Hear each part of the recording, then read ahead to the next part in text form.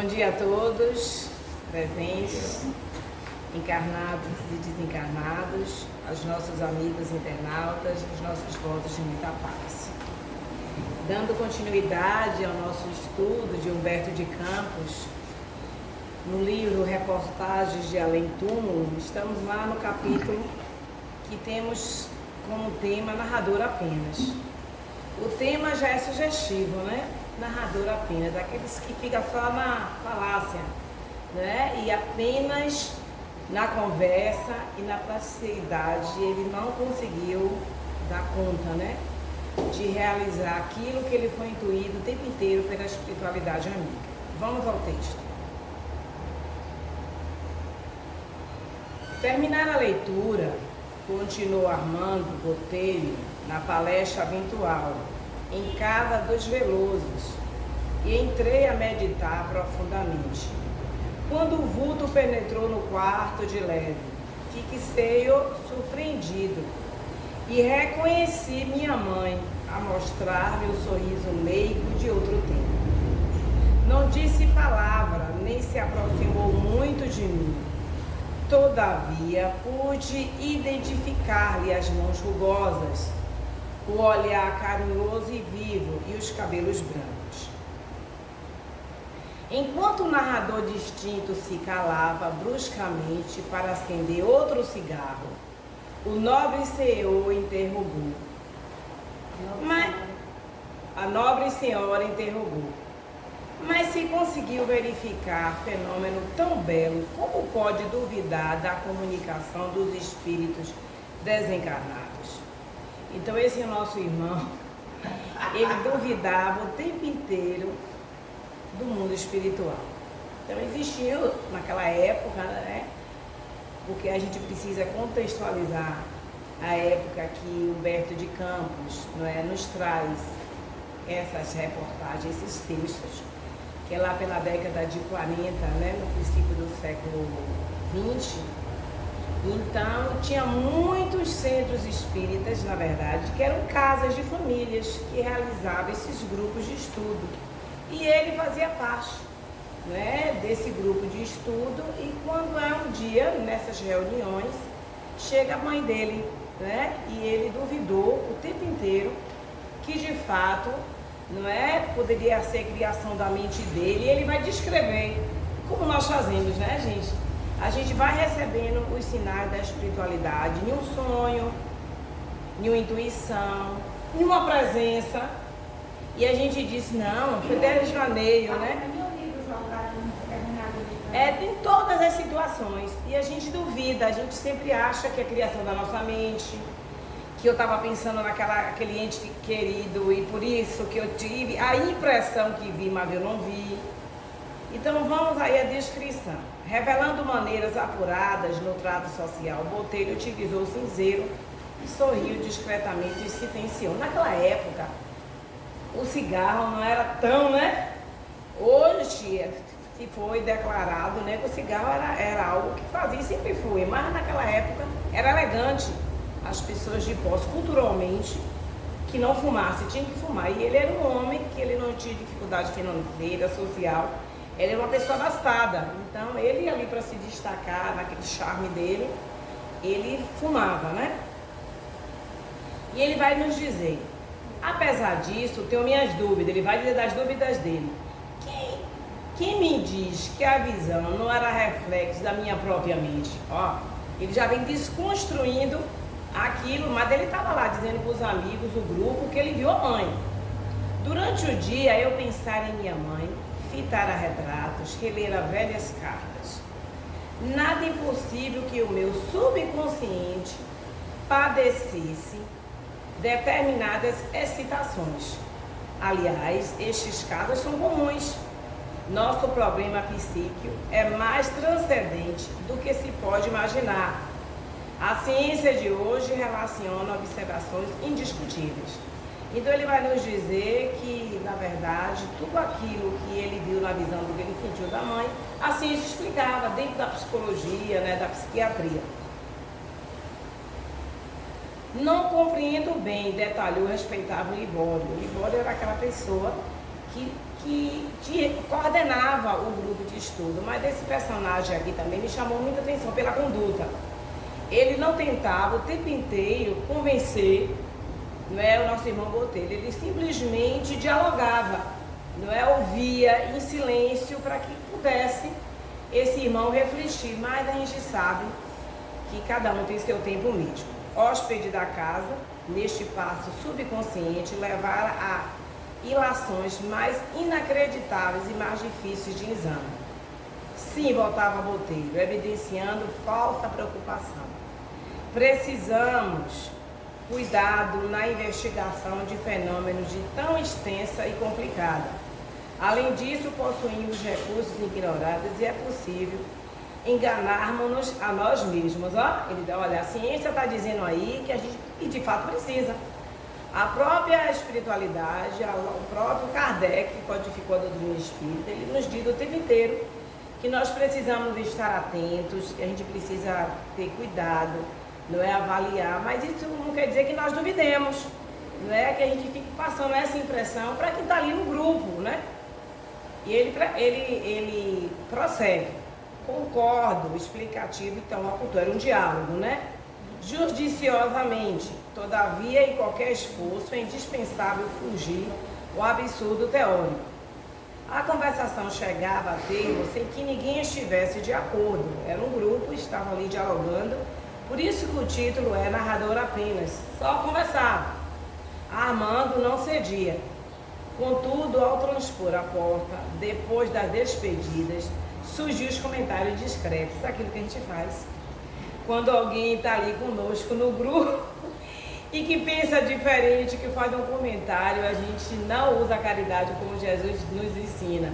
Benevolência, indulgência e perdão das ofensas. Então é a hora do grupo também mostrar, né? Se Botelho é favorecido com tamanha proteção espiritual, olha, já está com ciúme porque o homem tinha proteção espiritual.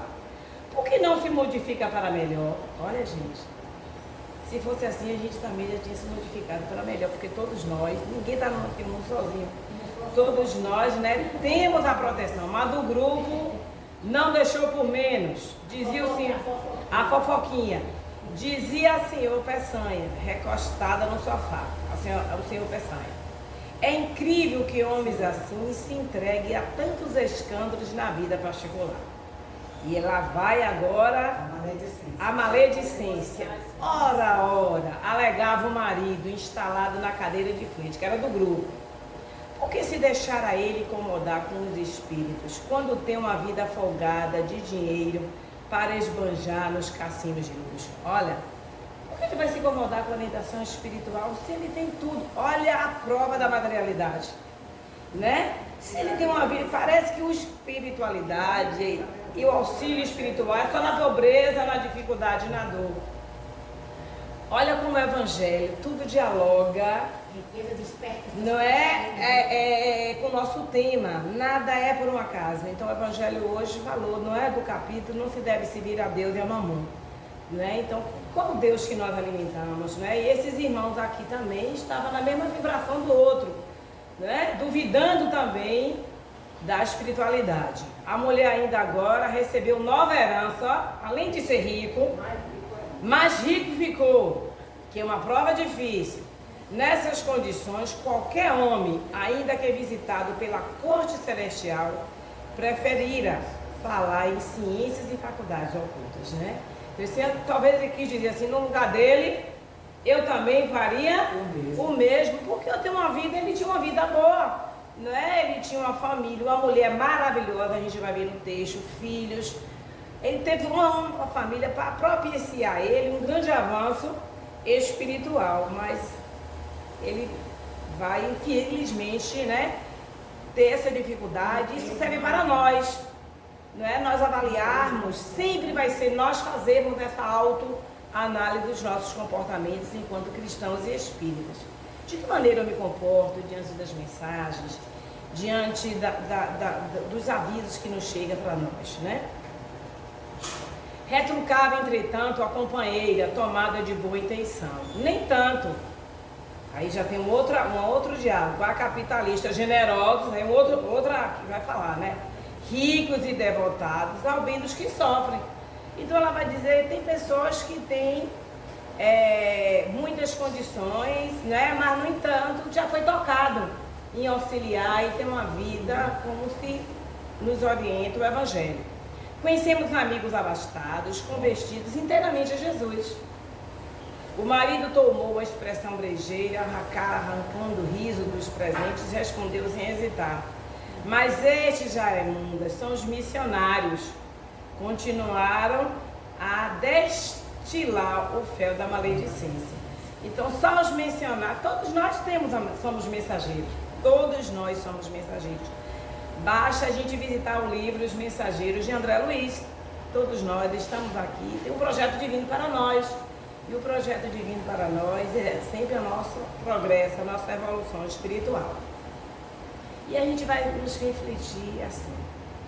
De que maneira nós nos comportamos nos grupos que nós fazemos parte? A gente tem esse tipo de comportamento? A gente fala dos companheiros, né? A gente comenta, né? Diogo Massochi, porém, Armado Botelho, fazia jus a referências tão ásperas. Né? Aqui o texto vai nos dizer, né? Desde muito tempo, a velha amorosa mãe chamava do plano invisível. Então a mãe dele, no plano espiritual, já tinha um preparo, né? Era um espírito realmente já em condições de auxílio. O tempo inteiro ela tentava, através dos sonhos, né? Através do desdobramento dele, das intuições, dizer: meu filho, o caminho é esse, né? Mas como nós também, ele tem dificuldade para captar essa mensagem. Fora de sintonia. Intimamente ele reconhecia o caráter real das manifestações, mas amolecido pelo dinheiro, assumira condenáveis atitudes mentais. Então naquele primeiro momento ele se tocava, mas depois ele, né? E como minha amiga estava nos colocando muito bem, né? A questão da sintonia. Não é? Ele não conseguia sintonizar ali, porque o tempo inteiro a materialidade, as coisas do mundo, a ciência, a tecnologia, ele se colocava nessa vibração. Se o coração começava a ceder, como ele começava, os vícios falavam mais alto dentro dele, é os mamões, né? Punhando em fuga através de noitadas alegres, onde o jogo e o vinho e as mulheres desenhavam-lhe quadros deliciosos. Olha aí. Ótimo narrador, ao título. Eu acho fantástico isso de Humberto de Campos, né? A literário, né? É, na verdade, o grande literário, né? Porque ele traz na crônica essa crítica e a sutileza do título. Narrador apenas, né? Ótimo narrador, prendia os ouvintes, ele contava as histórias, que ele via os espíritos, que ele sonhava, com a fraseologia espirituosa, relatando os fenômenos que o rodeavam. Apenas ele narrava, apenas, mas ele não vivia aquilo, não acreditava. Todavia, se algum amigo buscava incliná-lo a ilações religiosas, né, ter essa rede, Botelho se revoltava, citava cientistas e filósofos, observações e experiências, né, porque a ciência está aí, né? Muitas vezes ela vem para as pessoas que ainda que têm uma fragilidade de isso não existe, né? A gente está aqui apenas, ontem mesmo o nosso irmão Arlísio aqui no estudo estava nos colocando isso, né? Que a ciência vem, muitos da área da medicina e outras áreas, dizendo assim, não, a natureza está aí, né? Ela por si só se reproduz, se protege, a cadeia alimentar, e a gente sabe que não é assim. A religião que consagra e define responsabilidades preferia sempre a vaidade que liberta os instintos inferiores. Então ele, apesar de todas essas informações, ele estava conectado com esses instintos inferiores, os prazeres da carne, da bebida, das noitadas, mulheres, enfim. Comparecendo certa vez à humilde reunião espiritista, foi surpreendido com pequena mensagem maternal. A mãe insistia. É como a espiritualidade, eles não desistem de nós, né?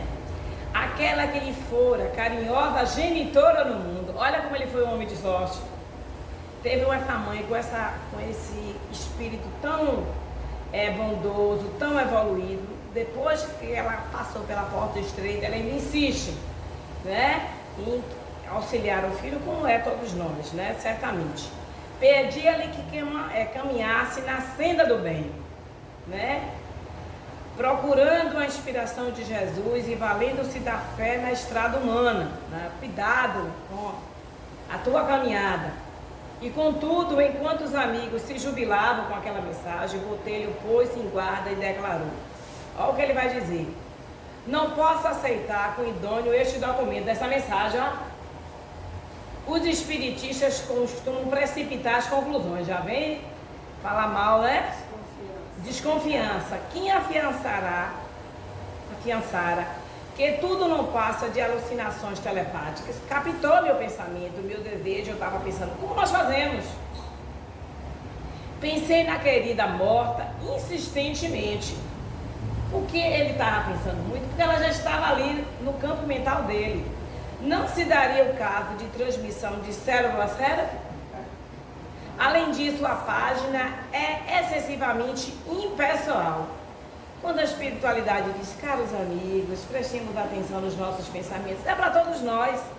Ah, mas não veio para Fátima, não veio para Rafa, não veio para Neuzinha, não é para mim, não é assim? Tem que dar os nomes, a gente sabe que não pode ser assim. Somos a grande família. E ele ficava o tempo inteiro se apegando à desconfiança para minar aquela possibilidade dele se modificar. Pensei na querida morta insistentemente. Não se daria o caso de transmissão de cérebro a cérebro? Além disso, a página é excessivamente impessoal. Minha mãe não se identifica, não se refere aos manos e aos netos. A letra não é expressão fiel. Olha aí, ele foi, não é, pegando características do texto que não tinha para anular aquela mensagem. Debalde, os amigos desapontados tentavam explicar. Em vão procurou o médium relatar observações próprias. Aí, nessa hora, eu tenho pena dos médios. Porque vem trazer uma mensagem, não é? E aí você vai, como o pobre de Chico, cuspiram na cara dele, bateram, lascou, né?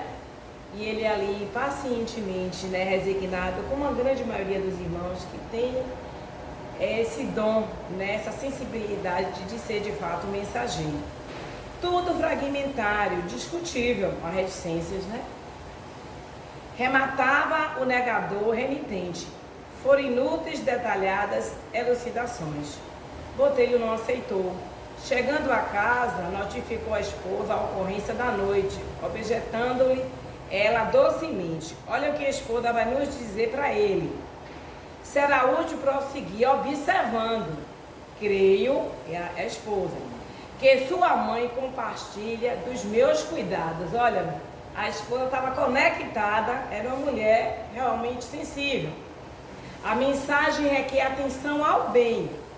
Não será um apelo justo, né? Ela começa a mostrar para ele no diálogo que era um apelo, porque aquilo já tinha acontecido inúmeras vezes. Não representará amoroso convite a que deixe você os falsos amigos e o hábito absolvente do jogo? Então, ela tinha consciência que o marido não tinha um comportamento adequado para um pai de família, um apreciador do espiritismo, um homem cristão. Temos filhinhos requisitando dedicação e vigilância. E aí ela já deixa aqui claro, de uma forma subjetiva, que ele era um pai ausente. Essa página tem, pois, extraordinário valor aos meus olhos. Olha, não se viu para ele enquanto filho, mas para ela, a esposa, né?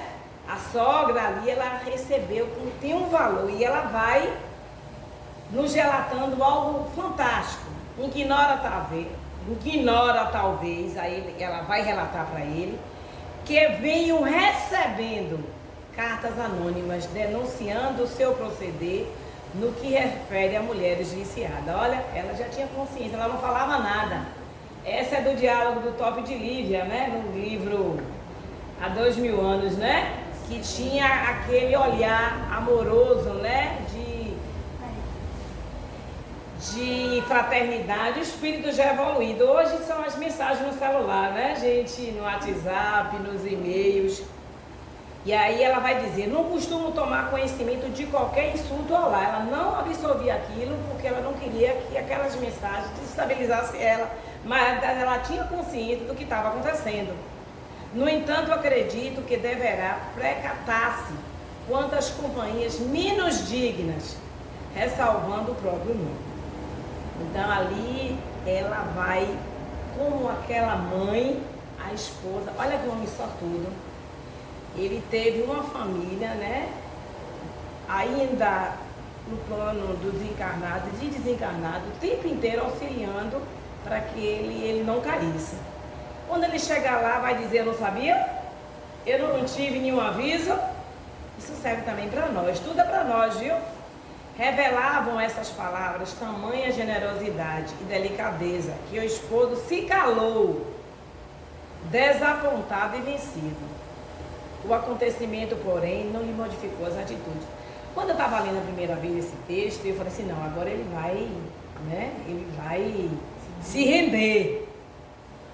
Mas não se rendeu. Como nós fazemos? De algum tempo, hospitalizou-se para tratamento de inesperado pneumonia. Aí chega a doença física. Ameaçado de morte, o Botelho declarou ter fé na intervenção do plano espiritual. Aí nessa hora, implorou assistência materna, prometeu vida nova à companheira, mas quando se restabeleceu, o que é que ele fez? Não sabia falar senão de saudade dos companheiros levianos e regressou ao cassino mais escravizado do que nunca. Deus misericórdia, né? Então quando a gente pensa que nosso irmão Botelho ia se redimir, né? E eu vi várias situações na minha vida assim, pessoas. Tem uma pessoa mesmo da minha família que ficou na UTI, então eu ia visitar e ele pegava assim na minha mãe e dizia assim, eu vou me modificar, eu vou ser um novo homem. Oh meu Deus, saiu de lá, não é, com atitudes mais agravantes, né? Então tem aquele momento da sensibilidade da dor, como nós também acontecemos isso, né? Às vezes, gente, eu tenho que diminuir o meu vício da agulha, eu como em excesso, eu sei que o açúcar, o excesso de sal me faz mal, eu sou hipertensa e diabetes, não posso, mas o vício com a bebida, né, com os prazeres, enfim. Tanto atura, sem saber que aquela doença ali... aquela doença ali é a forma de frear aquela pessoa, né? Continuaram os fenômenos, continuava nas reuniões, ele ia, viu? Ele continuava indo e continuava as mensagens chegando, apelos indiretos, e todavia ele prosseguiu examinando teorias científicas, indo nas novas ciências, porque a psicologia ela vai chegar, né, com Freud e outros da ciência da psicologia mental no final do século XIX, princípio do século XX. Então era uma ciência do consciente e do inconsciente. Então tudo aquilo era novo e para ele era um argumento bom para justificar o que estava acontecendo. E aí ele vai dizer, com essas argumentações negativas nas discussões habituais. Transcorrido 10 anos, que no mundo espiritual o tempo é apenas o tempo, não é? A contagem do tempo é diferente de nós. Transcorrido 10 anos após a estada na casa de saúde, ele voltou a experimentar violentas dores no pulmão. Novamente, ele é convidado. Nova profissão de fé, ele vai jurar que ele vai mudar ante ameaças de morte, novas promessas, a companheira, que mulher paciente, viu? E humilde daquela época, como diz Divaldo naquele livro Voltei, as professorinhas do século XX, as esposas mais dessa década, porque agora as mulheres estão com, né, realmente, né, a gente vai passando certas dificuldades e a gente vai perdendo um pouco a paciência. Mas tem muitas aí também, viu, pensando bem, tem muitas aí, igual essa irmãzinha aí, a esposa de Botelho, as Amélias. Restabelecido, porém, não mais se contentou com as extravagâncias noturnas. Agora, nada mais durante a noite que ele fazia, incluiu as horas do dia, ó, piorou o quadro, nas disposições costumeiras. Agora ele ia durante o dia. Apesar de tudo isso, aprimorava cada vez mais as qualidades de narrador fascinante de Chico. Tome-lhe conversa bonita, tome trazendo teorias científicas para desconstruir a teoria do espiritismo.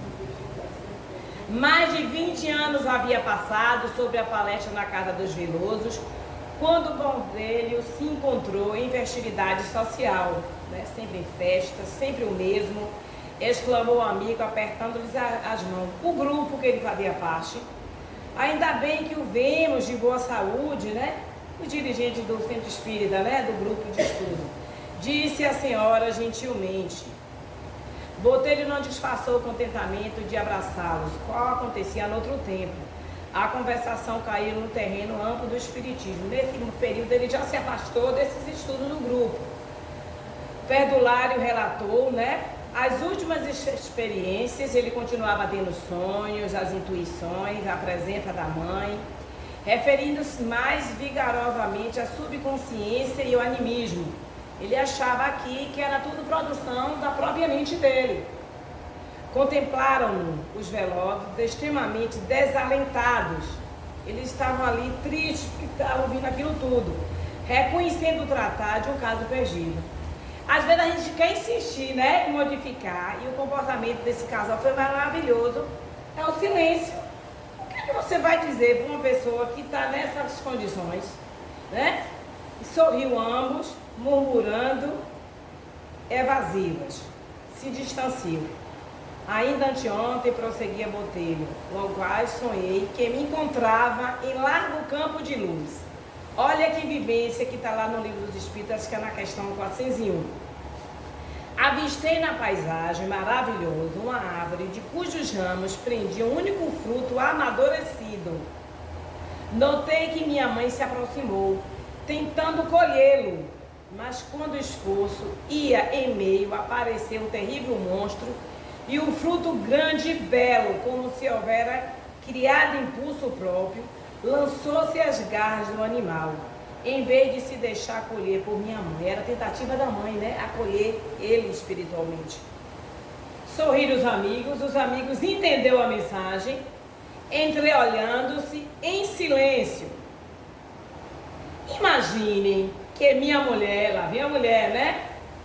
Continuou ele, teve a coragem de interpretar o sonho, colocando-me no papel do fruto. Olha como a mulher fez a leitura perfeita, que apesar de maduro, preferiu a companhia do monstro ao aconchego maternal.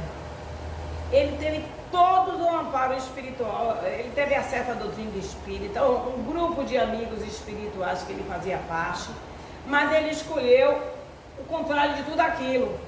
Já viram o contrassenso tal? Olha, conversa bonita dele, né? Narrador apenas. Veloso, entretanto, fugindo às discussões estéreis com quem devia saber muito mais que ele mesmo, pelas experiências próprias, acrescentou com ironia intencional. As esposas são assim, enérgicas e severas. Eu queria tinha que dizer isso, né? Pelo muito amor que nos consagram. Teve uma lição aí, né? Não se incomode, porém, no seu caso, eu creio que deve recorrer a Freud e ia dizer o que a ele com bastante atenção, que era o tempo inteiro que ele utilizava a ciência da psicologia. Isso mesmo, ele gostou, né? Tal qual concordou, interlocutor, entusiasmado. Até que, enfim, vocês também chegaram onde eu queria. Veio me dizer que era psicologia, não era coisa do espiritismo. Daí a semanas... Contudo, o extravagante Botelho era recolhido à pressa ao hospital. Novamente, a terceira vez, abatido e agonizante. Dessa vez, era o edema pulmonar irremediável. Nada a valer os cuidados médicos e lágrimas da família. Olha que família. Enquanto o corpo esfriava lentamente, ele gritava a excelente narrador, sequestrado agora aos olhos e ouvidos da esposa dos filhos carinhosos. Já estava, né? Fazendo a travessia dele. Minha mãe, minha mãe, valei-me por amor de Deus, ajudai-me neste angustioso transe. Creio agora na vida triunfante e imortal. Agora ele acreditava. Era tarde demais. A genitora, todavia, não apareceu. E ante o olhar esgazeado do infeliz, surgiu um devotado enfermeiro da espiritualidade que respondeu solícito. Isso é para nós, para todos nós. Acalma-te para os exames necessários. Não chames tua mãe. Depois de imensos sacrifícios, esperando mais de 30 anos pela resposta de tua alma iludida e ociosa, ela mereceu a bênção de Deus em tarefa superior e diferente. Como vês, Botelho, agora é muito tarde, né? Então, é extremamente linda, mais uma crônica de Humberto de Campos, que possamos refletir o que é que nós estamos fazendo com tantas mensagens que chegam até nós, para que nós consigamos, no final da nossa caminhada, nossa travessia para o mundo espiritual, termos a consciência que de fato somos espíritos imortais e aproveitamos no máximo todos esses ensinamentos e todas essas mensagens. Agradecemos a presença de todos, agradecemos aos nossos amigos internautas que acompanham o nosso trabalho, nossos votos de muita paz e que nós consigamos a nossa caminhada evolutiva. Jesus nos abençoe, hoje e sempre. Que assim seja.